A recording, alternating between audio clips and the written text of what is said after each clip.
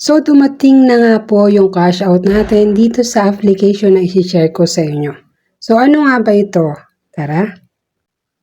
Hello everyone! Ito nga po pala si Magic World. So, ito nga po yung bagong application na isi-share ko sa inyo.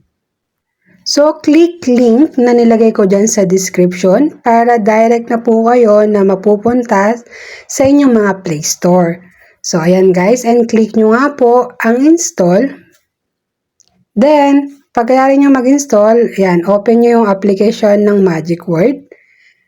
And then, sign up with Google. So, ilagay nyo po, sa Google lang po kasi siya available. So, then, sign up your name or choose your country and choose your language. So, ako po kasi ay taga-Lebanon. So, nakikita nyo po yung account na yan.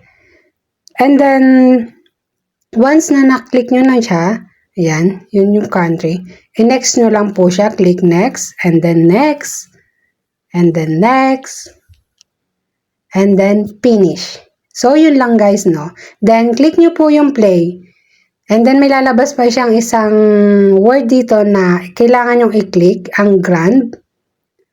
And then, kapag na-click na yung grant, dito siya mapupunta sa allow permission. I-turn on nyo lang po yan, guys. Yan, turn on nyo lang siya. Then, balik po kayo sa application. So, kung nakikita nyo ay level 346 na ako. So, ito guys, papakita ko lang sa inyo yung ilang words na mabubuo ko.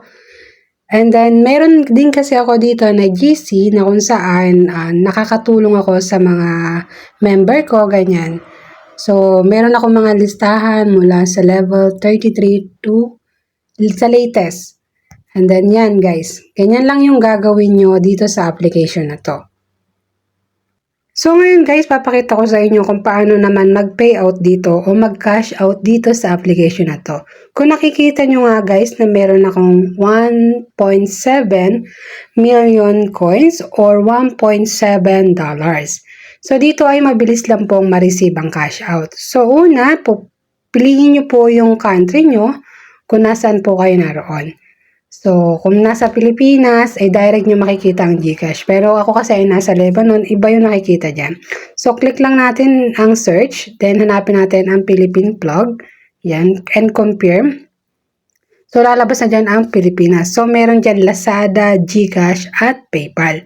So, ang pipili natin ay GCash. Minimum 0.35 USD or 3.5 million coins. So, ito nga po yung aking proof of payout.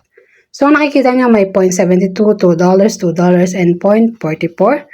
Ayan. So, click lang natin ang GCash and then confirm.